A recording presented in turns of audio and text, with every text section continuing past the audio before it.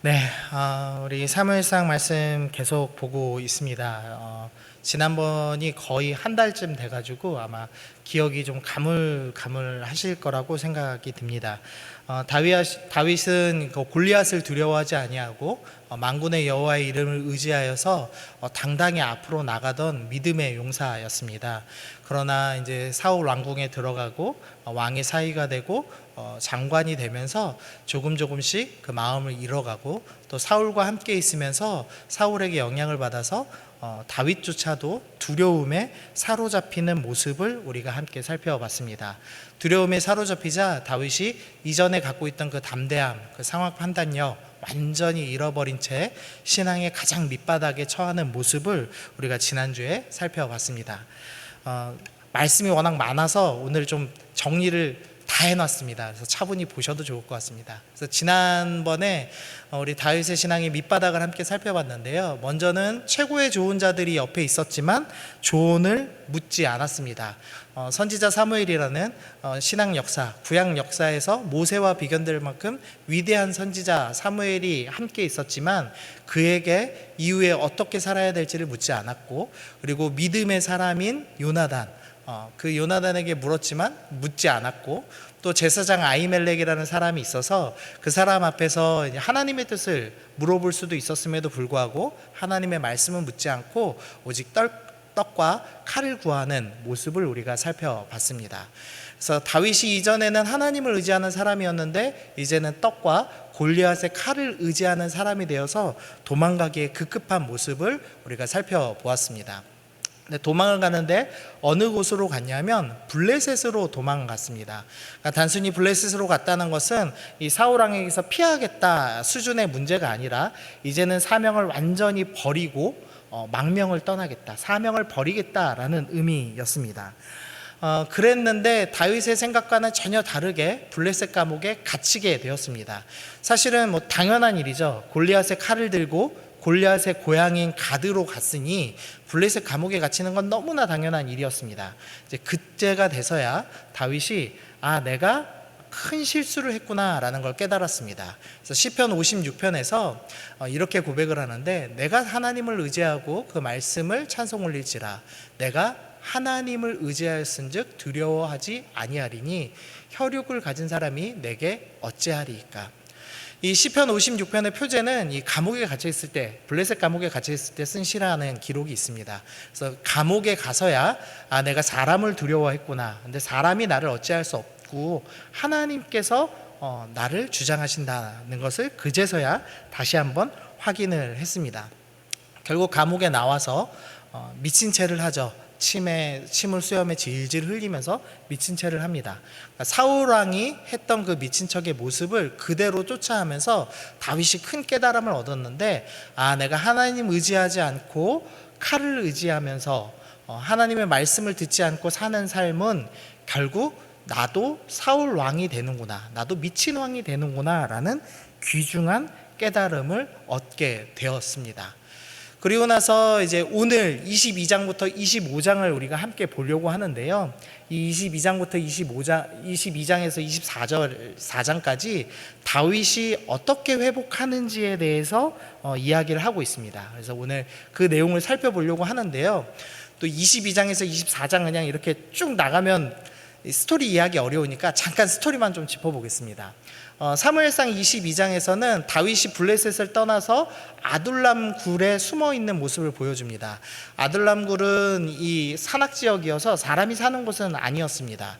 그런데 이 험한 지형에 다윗이 있자 사람들이 몰려오기 시작하죠. 그래서 400명이나 되는 공동체를 이루게 됩니다. 그리고 다윗의 가족들도 이 아둘람 굴로 도망을 옵니다. 근데 다윗이 이제 연로한 부모님이 자기를 쫓아서 피난할 수가 없으니 이 부모를 모압 왕에다 맡기는 스토리가 22장에 등장을 합니다. 그리고 22장 후반부에는 사울이 제사장 마울을 진멸하는 모습을 보여줍니다. 사울 왕이 아말렉을 진멸하라는 하나님의 말씀은 순종하지 않았죠. 그런데 제사장 마을은 진멸하는 모습, 결국 사울 왕의 진면목을 그대로 드러내는 장면이 나옵니다. 근데 이때 이 제사장 아히멜렉의 아들이었던 아비아달은 급히 피합니다. 에봇을 들고 다윗에게 도망을 칩니다. 그래서 다윗 공동체에 합류하는 스토리가 이어집니다.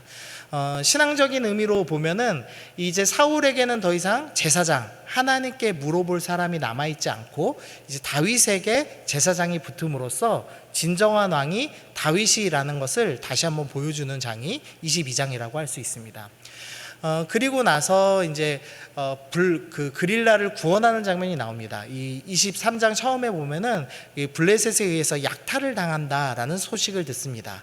근데 문제는 다윗 자신조차 자신의 목숨을 책임질 수 없고 도망 다니는 신세인데, 이 그릴라라는 곳이 위험하다는 소문을 듣고 나서 하나님께 물어보기 시작합니다. 하나님, 그릴라를 구원해야 합니까? 라고 묻습니다. 그러자 하나님께서 구원해라 라고 말씀하시죠. 부하들이 당연히 반대합니다. 사실 반대하는 게 너무 당연한 일이었습니다. 왜냐하면 다윗이 움직이면 다윗이 어느 지역에 있는지 발각되고 이후에 사울왕에게서 계속 도망 다녀야 됐기 때문에 움직이지 않는 게 너무나 당연한 상식이었습니다. 그러나 다윗이 다시 한번 하나님께 묻고 나서 그일라를 도와줍니다. 도와주고 난 뒤에 발각이 되죠. 그래서 그일라에서 십광야라는 곳으로 다시 도망을 하는 여정이 나오고 있습니다. 그 십광야에서 친구 요나단을 다시 한번 마지막으로 만나는 스토리가 23장에서 이어집니다. 그리고 이제 24장에 와서 사울이 엔게디 광야라는 곳으로 쫓아옵니다. 다윗과 그 부하들이 굴 속에 숨어 있는데 사울이 다윗이 숨어 있는 줄을 모르고 뒤를 보려고 라는 표현이 되어 있는데요. 쉽게 말하면 화장실 가려고 이 동굴에 들어왔습니다. 그것을 본 부하들이 화장실 가려고 주저앉아 있을 때 찔러 죽입시다, 이제 이렇게 이야기를 합니다. 근데 그때 다윗이 사울의 옷자락만 베고 사울을 살리는 장면으로 이어집니다. 이제 좀 말씀 보시면요, 아까 다윗이 인생 밑바닥, 신앙 밑바닥에 있을 때 하지 못한 것이 있는데 최고의 좋은 자들을 만났지만 조언을 듣지 않았던 것입니다. 근데 22장에서부터는 이제 다윗이 회복되어서 조언을 듣는 모습을 보여줍니다. 22장 5절 보니까 선지자 갓이 다윗에게 이르되 너는 이 요새에 있지 말고 떠나 유다 땅으로 들어가라. 다윗이 떠나 헤렛 수풀에 이르니라.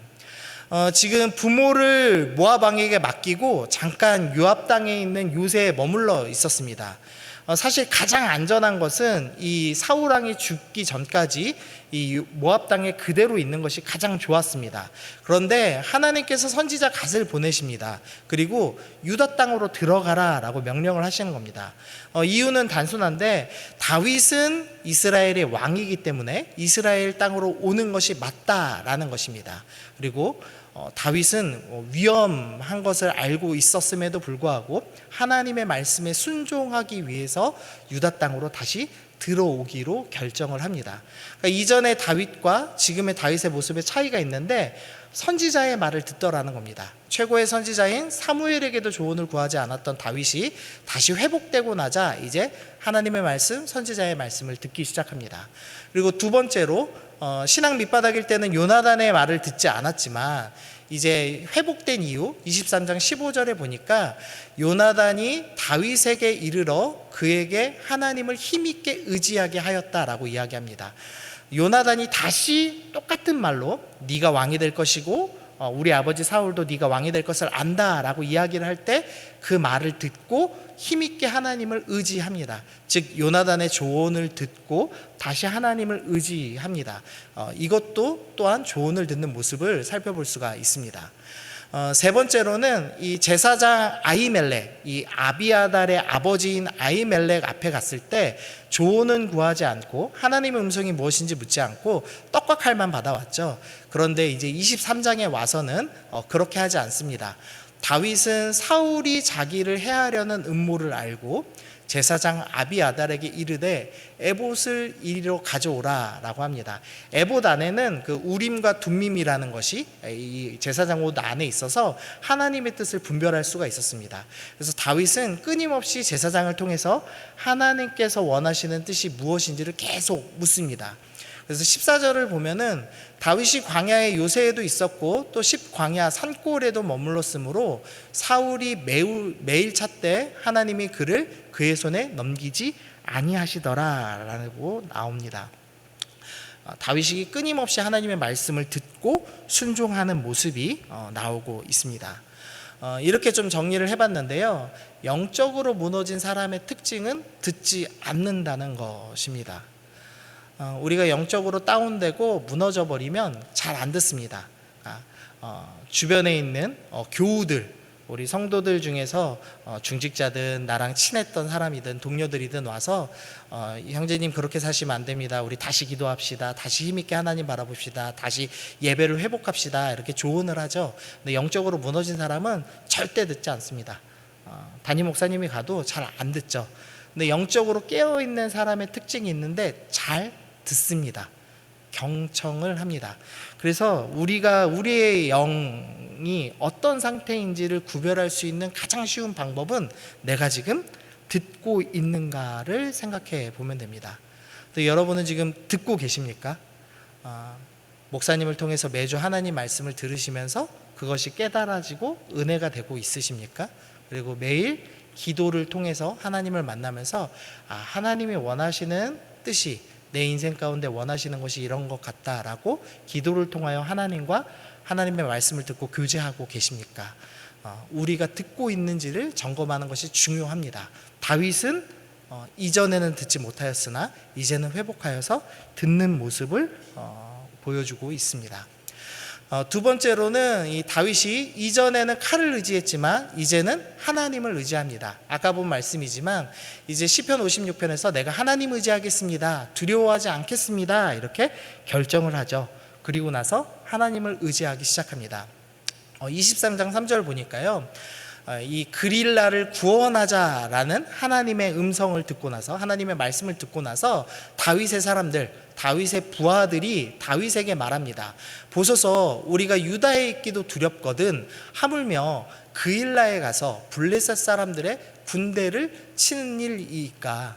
이 무슨 의미냐면 이 그일라라는 지역은 유다랑 지금 이 블레셋 약간 경계쯤에 있습니다. 원래는 유다 지파에 속해 있는 땅인데 지금 유다 지파가 너무나 약해져 있었기 때문에 전혀 보호받지 못하는 땅이었습니다. 그리고 이 미친왕 사울은 오직 다윗을 잡는 것에만 급급하지 하나님의 백성을 보호하려는 것에는 전혀 관심이 없었습니다. 그래서 그일라라는 이 하나님 백성들이 사는 땅이 완전히 노출된 상태였습니다. 그런데 하나님께서 다윗이 왕이기 때문에 네가 왕의 역할을 해라 라는 겁니다. 하나님의 백성을 보호해라 라는 겁니다. 그래서 다윗이 다시 한번 하나님께 묻기 시작합니다. 즉 하나님께 의지하기 시작합니다. 그리고 왕이 마땅히 해야 될 일, 그일라 주민을 구원하는 일을 하는 모습을 보여주고 있습니다. 다윗이 만약에 이전에 그 신앙 밑바닥에 있는 상태였다면 아마 도망가기 급급했을 것이고 숨기에 급급했을 것입니다. 숨는 곳에다 요새를 높게 짓고 어떻게든지 사울을 피하려고 했을 겁니다. 그러나 다윗은 이제 하나님을 의지하기 때문에 사울을 두려워하지 아니하고 하나님께 묻고 움직이는 모습을 보여주고 있습니다. 가장 하나님을 의지하는 장면은 24장에 나옵니다. 24장에서 이 사울이 지금 굴 속에 용변을 보러 뒤를 보러 들어왔습니다. 그리고 그 더 뒤에는 지금 다윗과 부하들이 몰래 숨어 있었습니다. 이제 앉아 있을 때 칼로 찌르면 끝나는 일이었습니다. 그래서 다윗의 부하들이 이것은 하나님이 주신 기회입니다라고 이야기를 하죠. 그러자 다윗이 자기 사람들 부하들에게 이르되 내가 손을 들어 여호와의 기름 부음을 받은 내 주 사울입니다. 사울을 치는 것은 여호와께서 금하신 것이니 사울은 여호와의 기름 부음 받은 자가 됨이니라 하고 다윗이 이 말로 자기 사람들을 금하여 사울을 해하지 못하게 하니라. 우리 생각으로 보면은 원수인 사울을 죽일 수 있는 절호의 찬스, 하나님이 주신 찬스라고 생각해도 아무 문제 없을 만큼 너무나 좋은 기회였습니다. 그런데 다윗이 하나님을 의지하고 나서 어떤 결정을 했냐면 하나님께서 보복하실 것이니 하나님께서 복수하실 것이니 나는 하나님의 뜻대로 기름 부은 사람을 죽이지 않겠다는 놀라운 결정을 했습니다. 하나님을 믿지 않고서는, 하나님께서 우리의 인생을 주관하신다는 것을 믿지 않고서는 절대 할 수 없는 결정이었습니다. 다윗이 이제는 더 이상 칼을 의지하는 것이 아니라 하나님을 의지하는 사람이 되었다라는 것을 분명히 보여주는 장면이었습니다. 그리고 세 번째로는 사명을 회복하는 장면입니다. 누가복음 4장 18절은 예수님께서 사명 선언을 하고 계시는 장면인데요. 우리 말씀을 좀 읽어보시죠. 우리 누가복음 4장 18절 19절 우리 같이 읽어보겠습니다. 시작. 주의 성령이 내게 임하셨으니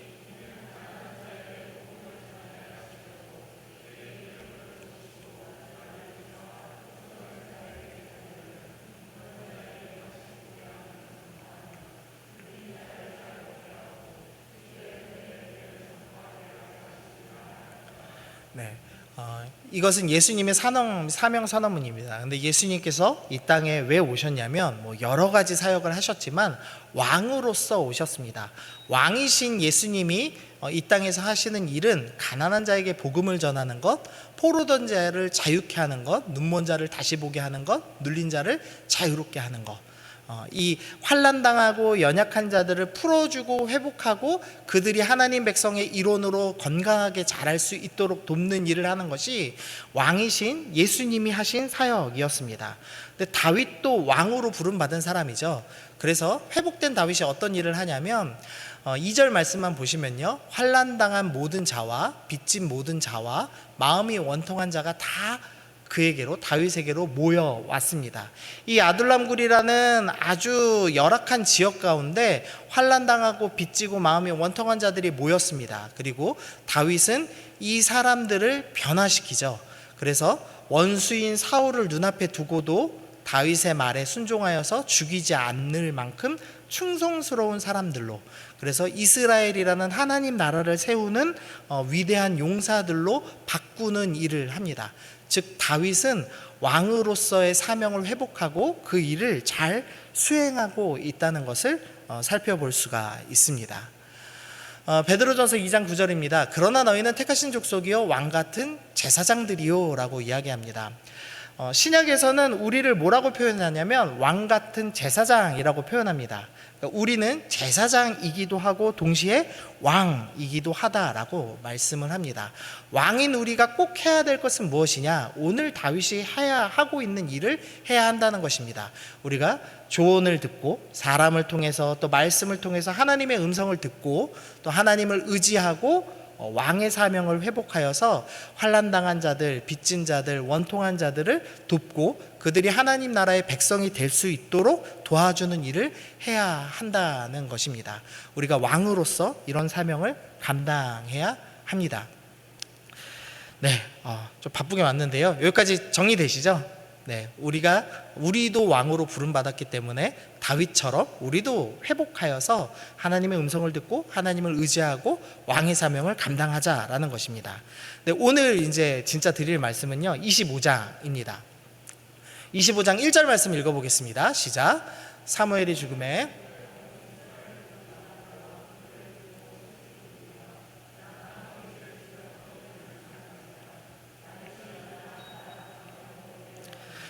네, 22장부터 24장에서 다윗이 회복을 했습니다. 이제 그리고 끝까지 잘 되다가 사울 죽고 왕 되면 너무 해피엔딩인데 문제가 생깁니다.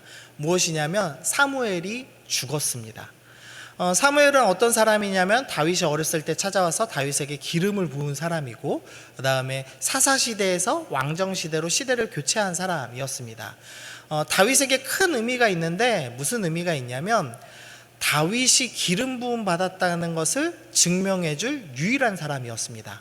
그러니까 가족들 제외하고 실제로 공적으로 다윗을 하나님께서 선택하셨습니다 라는 것을 얘기해 줄 수 있는 유일한 사람이 사무엘이었습니다. 그런데 사무엘이 죽었습니다. 이제는 공적으로 다윗이 왕이라는 것을 증명해 줄 사람이 없어진 겁니다. 그러자 다윗이 다시 영적으로 다운되기 시작했습니다. 그래서 다윗이 일어나서 어느 곳을 가냐면 바란 광야로 내려갑니다. 바란 광야는 이 유다 제일 밑 브엘세바라고 하는 도시가 있죠. 그 도시에서도 더 밑입니다. 그러니까 이스라엘 백성들이 떠돌던, 이 광야 생활할 때 떠돌던 그 지역입니다. 그러니까 사울이 너무 두렵고 이제는 너무 소망이 없어서 바란 광야까지 물러날 만큼 지금 다윗이 큰 슬픔에 빠져 있었다는 것을 알 수 있습니다. 그러니까 다시 두려움이 찾아온 것입니다. 그리고 나서 25장의 나발 이야기가 시작이 됩니다. 조금 바란 광야에서 방황하다가 그래도 정신 차리고 유다 지역에 왔습니다. 그래서 마온 광야에 왔는데 이때 무슨 일이 있었냐면 4절 말씀부터 제가 읽어보겠습니다. 다윗이 나발이 자기 양털을 깎는다 함을 광야에서 들은지라. 나발이라는 부자가 양털을 깎는 일을 했습니다. 이 양털을 깎을 때는 큰 축제의 날입니다. 이제 농사로 따지면 추수하는 것과 같은 날이죠. 그래서 이때가 되면 잔치를 벌이고 주변 사람들, 이 손님들에게 먹을 것을 나눠주는 그런 시기였습니다. 근데 다윗이 이 나발의 양떼를 보호해 줬습니다. 부하를 통해서. 그래서 5절 보니까 다윗이 이에 자기의 부하 소년 10명을 보내며 그 소년들에게 이르되 너희는 갈멜로 올라가 나발에게 이르러 내 이름으로 다윗의 이름으로 그에게 문안하고 그 부하게 사는 자 부자로 사는 자에게 이르기를 너는 평강하라 내 집도 평강하라 내 소유의 모든 것도 평강하라. 다윗이 나발을 향해서 이 부자인 나발을 향해서 평강하십시오라는 말을 3번이나 건넵니다.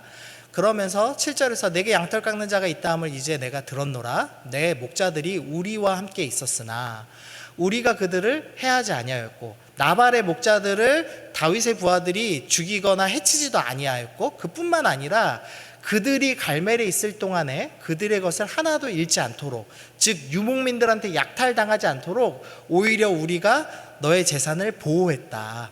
그래서 8절에서 내 소년들에게 물으면 그들이 내게 말하리라. 그런즉 내 소년들에게 내게 은혜를 얻게 하라. 우리가 좋은 날에 왔은즉 내 손에 있는 대로 내 종들과 내 아들 다윗에게 주기를 원하노라 하더라. 다윗이 우리가 평소에 당신의 양떼를 보호했습니다. 유목민이 약탈하지 않도록 우리가 도왔습니다. 그러니까 이 양털 깎는 좋은 날 손님이 오면 당연히 접대하는 그런 날이니 우리에게 좀 먹을 것을 주십시오라고 요청을 하는 겁니다. 그런데 얼마나 겸손하게 표현하냐면 우리의 부하들은 당신의 종이고 나는 당신의 아들입니다 라고 표현하면서 아주 겸손하게 나발에게 요청을 합니다. 평강이 있을지어다 평강이 있을지어다 평강이 있을지어다 3번이나 부르면서 나발에게 아주 겸손하게 음식을 조금 주십시오라고 이야기를 했습니다. 그런데 9절에서 다윗의 소년들이 가서 다윗의 이름으로 이 모든 말을 나발에게 말했습니다. 그러자 10절에서 나발이 다윗의 사환들에게 대답하여 이르되 다윗은 누구며 이새의 아들은 누구냐. 이 이새의 아들이라는 표현은 다윗을 아주 폄하할 때만 씁니다. 보통 사울 왕이 쓰고 도액이라는 사람이 쓰고 그 다음 지금 나발이 쓰는데 아주 폄하하는 말입니다. 이새의 아들은 누구냐. 요즘에 각기 주인에게서 억지로 떠나는 종이 많도다. 그리고 밑에 보시면 어디서 왔는지도 알지 못하는 자들에게 주겠느냐라고 합니다. 나발이 거절을 하는데 완곡한 거절을 하는 정도가 아니라 아주 폄하합니다. 그래서 다윗 그 사람은 주인에게서 떠난 종에 불과하다. 그리고 어디서 왔는지도 알지 못하는 형편없는 사람이다. 이렇게까지 폄하를 하게 됩니다. 그 이유가 있는데요. 2절과 3절에 힌트가 좀 있습니다. 마온에 한 사람이 있는데 그의 생업은 갈멜에 있었고 심히 부하여 양이 3,000마리요 염소가 1,000마리. 이 나발에 대해서 설명하는데 먼저는 생업이 갈멜이라는 도시에 있었습니다 라고 설명을 하고요. 그 다음에 양이 3,000마리가 될 만큼 매우 부자입니다 설명을 하고요. 그 다음에 3절 밑에 보시면 갈렙 족속이다 라는 힌트를 주고 있습니다. 이 갈멜 도시를 좀 이해를 해야 되는데요. 사무엘상 15장 12절인데요. 사무엘이 사울을 만나려고 아침에 일찍 일어났더니 어떤 사람이 사무엘에게 말하여 이르되 사울이 갈멜에 이르러 자기를 위하여 기념비를 세우고 라고 되어 있습니다. 이 사무엘상 15장은 어떤 본문이냐면 아말렉과의 전쟁에서 승리하고 나서 사울이 갈멜이라는 도시에 기념비를 세웠다는 것을 기록하고 있습니다. 여기서 갈멜은 이 엘리야가 기적을 일으켰던 그 갈멜 산이 아니고요, 유다 지역에 있는 갈멜이라는 도시입니다. 근데 사울이 베냐민 지파 사람이었습니다. 그리고 사울은 철저하게 베냐민 지파 사람들에게 관직을 나누어 주었죠. 그런데 특이하게도 아말렉과의 전쟁을 승리하고 나서는 굳이 유다 산지에 있는 유다의 도시 갈멜에다가 기념비를 세우는 겁니다. 근데 이 갈멜에는 어떤 사람들이 살고 있었냐? 갈렙 족속들의 후예가 살고 있었던 겁니다. 갈렙은 가나안 정복의 영웅이죠. 유다 지파의 리더였습니다. 유다 지파의 가장 힘있고 리더들이 지금 어디에 살고 있냐? 갈멜이라는 땅에 살고 있고, 그 중에서도 특별히 부자인 나발이라는 사람이 갈멜에 살고 있었습니다. 근데 사울이 여기에 기념비를 세웠습니다. 무슨 의미냐면 친사울적인 사람들이 모여있는 도시여서 여기다 기념비를 세운 겁니다. 유다 지파 사람이지만 사울과 매우 친합니다. 친할 수밖에 없는 게요, 이 나발은 양이 3,000마리입니다. 이 양털을 깎아가지고 팔겠죠. 옷을 만들고 파는 일을 하겠죠. 그 정도로 많은 양을 누가 살까요? 이스라엘에서. 사울 말고는 살만한 사람이 없습니다. 왕궁, 그리고 사울의 집안은 다 부자였죠. 그러니까 나발과 아마도 거래처였을 가능성이 매우 높습니다. 그러니까 나발이 거절을 하는데, 지금 다윗을 거절하는데 그냥 무시하는 게 아니라 정치적인 이유가 숨어져 있는 겁니다. 우리는 사울하고 거래하고 있고 우리는 친사울 도시다. 그래서 다윗 너 받지 않겠다, 이렇게 선언을 한 것입니다. 그랬는데 이제 다윗이 말을 듣고 너무 화가 난 겁니다. 다윗이 사무엘이 죽고 안 그래도 마음이 혼돈되어 있는 상태인데 이 나발이라는 사람이, 그것도 나랑 같은 지파인 이 사람이 자기 자존심을 걷는 겁니다. 너는 누군지 알지도 못하겠다라고 폄하한 겁니다. 그래서 다윗이 분노하기 시작했습니다. 이상한 거는요, 다윗이 사울을 앞에 두고도 죽이지 않을 만큼 신앙으로 성숙했던 사람인데 나발이라는 아주 보잘것없고 어리석은 이 한 사람의 말 때문에 마음이 뒤집어졌다는 겁니다. 우리가 신앙생활하면서 사울을 참아내는 위대한 일은 잘합니다. 정말 극도의 어려운 일들, 순교 직전의 그 일제시대의 그 어려운 일들, 그런 건 견뎌냅니다. 그런데 옆에 있는 어리석고 아무것도 아닌 사람의 나의 자존심을 긁는 그 말 한마디, 그것에서 무너지죠. 다윗이 아무것도 아닌 사람의 그 말 한마디에 지금 완전히 무너져 버렸습니다. 그래서 13절 보니까 다윗이 자기 사람에게 이르되 너희는 각기 칼을 차라 하니 각기 칼을 차매 다윗도 자기 칼을 찼다라고 설명을 합니다. 다윗이 마지막으로 칼 들었던 때가 언제냐면 골리앗의 칼을 들고 도망갈 때였습니다. 근데 지금 다시 와서 칼을 들고 있는 모습을 보여줍니다. 아까는 나발을 향해서 평안하십시오, 평안하십시오, 평안하십시오 3번 얘기했던 다윗이 이제는 칼을 차라, 칼을 차라, 칼을 차라 3번 이야기하고 자기도 칼을 차고 보복을 하기 위해서, 복수를 하기 위해서 이동을 하기 시작합니다. 결국 22장부터 24장에서 사울왕을 죽이는 것까지도 참아냈던 위대한 신앙인이 너무 사소한 그 말 한마디에 무너져 버리는 모습을 보게 되는 겁니다. 근데 이때 하나님께서 이 나발의 아내인 아비가일을 조언자로 다윗에게 보내셨습니다. 그래서 아비가일이 이렇게 조언합니다. 주의 여종의 허물을 용서하여 주옵소서. 여호와께서 반드시 내 주를 위하여 든든한 집을 세우리니 이는 내 주께서 여호와의 싸움을 싸우심이요. 무슨 말이냐면 여기서 내 주께서는 다윗을 의미합니다. 다윗 당신은 이런 사소한 자존심 싸움하는 사람이 아니지 않습니까? 당신은 여호와의 싸움을 싸우는 사람, 즉 사명을 위해서 싸우는 사람입니다. 그것을 잊지 말고 기억하십시오. 이렇게 이야기하는 겁니다. 그리고 그 밑에 또 빨간 글씨 읽어보시면 당신을 이스라엘의 지도자로 세우실 때 내 주께서 무죄한 피를 흘리셨다든지 내주 다윗께서 친히 보복하셨다든지 함으로 말미암아 슬퍼할 것이 없을 겁니다. 무슨 의미냐면 당신이 만약 여기서 나발이라는 그 아주 보잘것없는 한 사람을 죽인다면 어떤 이야기가 돌 거냐면 다윗은 도망다니면서 죄 없는 사람들을 죽이거나 하나님이 복수하시도록 하는 것이 아니라 스스로 복수를 하는, 자기가 스스로 칼 들고 사는, 하나님을 의지하지 않는 그런 지도자다라는 소문이 날 수 있으니 참으십시오라고 이야기를 하기 시작하는 겁니다. 다윗이 이 말을 들었습니다. 근데 사실 참기 힘든 상황이죠. 지금 400명을 거느리고 부하들이 다 칼 차고 오고 있고 자기도 칼을 들었고 자기는 흥분하였고 또 사무엘은 죽어서 정치적 입지도 매우 낮아진 상태였습니다. 그런데 다른 사람도 아니라 나발의 부인이 와서 당신은 하나님의 싸움을 싸우는 사명자입니다. 그러니 참으십시오. 미래의 왕이 될 것을 기억하시고 참으십시오라는 말을 들었습니다. 그런데 여기서 다윗이 그 말을 듣고 참는 모습을 보여줍니다. 32절 보면요, 다윗이 아비가일에게 이르되 오늘 너를 보내어 나를 영접하게 하신 이스라엘 하나님 여호와를 찬송하리로다. 다윗이 나발의 아내의 말을 듣고선도 이 사람의 음성이 사람의 음성이 아니라 하나님의 음성이구나, 하나님이 보내신 사람이구나 라는 것을 깨달았습니다. 즉 조언을 다시 들었습니다. 우리가 아까 반복하였지만 다윗이 이전에는 신앙으로 제일 밑바닥일 땐 조언을 듣지 않았습니다. 그러나 이제는 하나님의 사람으로부터 하나님의 말씀을 듣는 훈련을 잘 받았죠. 그래서 이 위기 상황에서, 아주 사소한 일로 무너질 수 있는 이 위기 상황에서 아비가일의 말을, 그 조언을 다시 들은 것입니다. 그래서 복수를 할, 피를 흘려야 될 상황이 하나님을 찬송하는 상황으로 바뀌었습니다.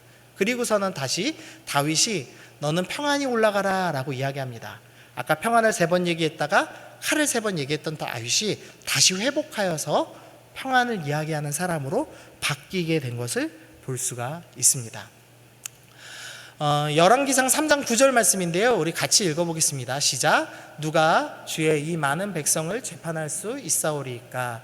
듣는 마음을 종에게 주사 주의 백성을 재판하여 선악을 분별하게 하옵소서. 솔로몬이 이것을 구하매 그 말씀이 주의 마음에 든지라. 솔로몬이 하나님께 1,000번제를 드렸습니다. 그리고 나서 하는 기도입니다. 어떻게 기도하냐면 하나님 저에게 듣는 마음을 주십시오 라고 이야기를 했습니다. 그러자 하나님께서 그 말씀을 마음에 들어 하셨습니다. 그리고서는 지혜, 듣는 마음을 주셨다라는 스토리가 이어지고 있죠. 아들 솔로몬이 다윗에게 배운 것입니다. 듣는 마음입니다. 우리가 하나님 앞에서 살아갈 때 꼭 필요한 것이 있는데 듣는 마음입니다. 이것을 지혜라고 이야기하기도 하는 것이죠. 우리는 이 땅에서 살면서 수많은 사람들의 말을 듣습니다. 수많은 사람들의 조롱을 듣기도 하고 조언을 듣기도 하고 또 말도 안 되는 헛소리도 듣기도 하죠. 근데 다윗은 이런 많은 말을 들으면서 듣고 하나님의 뜻이 무엇인지 끊임없이 분별하는 훈련을 하기 시작했습니다. 그래서 선지자의 말씀을 겸손하게 듣고 제사장의 말씀을 겸손하게 듣고 때로는 부하들의 말 속에서 하나님의 진리가 아닌 것은 걷어내면서 듣는 훈련을 계속 반복했습니다. 그리고 솔로몬은 다윗의 그 모습을 보고 듣는 마음을 주옵소서라고 이야기를 하는 것이죠. 우리가 신앙생활할 때 반드시 필요한 것이 있다면 이 듣는 마음입니다. 우리가 사람이 나에게 이야기할 때 그 속에 있는 하나님의 진리를 분별하고 듣는 것이 필요합니다. 우리가 날마다 하나님께서 나를 통해서 말씀하시는 것을 듣는 것이 필요합니다. 그것이 신앙의 필수라는 것입니다. 정리를 좀 하면은요, 다윗은 사무엘의 죽음 이후에 나발의 자존심 깎는 말을 들었습니다. 그리고 다시 신앙의 위기, 밑바닥을 겪었습니다. 그런데 듣는 훈련을 했기 때문에 아비가일의 조언을 들었습니다. 그리고 그 조언은 당신은 여호와의 싸움을 싸우는 사람, 즉 다윗 당시는 사명을 위해 싸우는 사람입니다. 그리고 하나님이 보복하시도록 친히 보복하지 마십시오라는 조언을 들었습니다. 그래서 다윗은 복수하는 사람이 아니라 찬송하는 사람으로, 칼을 든 사람이 아니라 다시 평안을 주는 사람으로 바뀌었던 것을 오늘 살펴보게 됩니다. 그래서 오늘 말씀 좀 기억하시면서요, 하나님 나에게도 듣는 마음을 주십시오. 사람 말 잘 듣는 것이 아니라 그냥 단순히 경청하고 성품 좋은 사람을 의미하는 것이 아니라 사람들의 말 속에서, 또 때로는 주일에 또 매일 묵상을 통해 하나님의 음성을 듣는 사람이 되게 해주십시오. 하나님의 음성을 듣고 하나님을 의지하고 순종하는 사람이 되게 해주십시오. 하나님 그 말씀 속에서 내가 사명자임을 다시 기억하게 해주십시오. 세상에 어떤 어려움이 있더라도 내 힘으로 칼을 들고 사는 것이 아니라 하나님께서 갚으실 것을 믿고 오래 참고 묵묵히 주님만을 의지하는 사람이 되게 하십시오. 주님, 제가 그렇게 듣는 사람이 되겠습니다. 오늘 이렇게 결단하시면서 우리 나아가면 좋겠습니다. 우리 찬양 하나 하면 좋겠는데요, 우리 하나님의 음성을 이라는 찬양을 준비했습니다. 하나님의 음성을 기억하시면서 내가 하나님 음성 듣고 싶습니다. 하나님 나를 세워주옵소서, 새롭게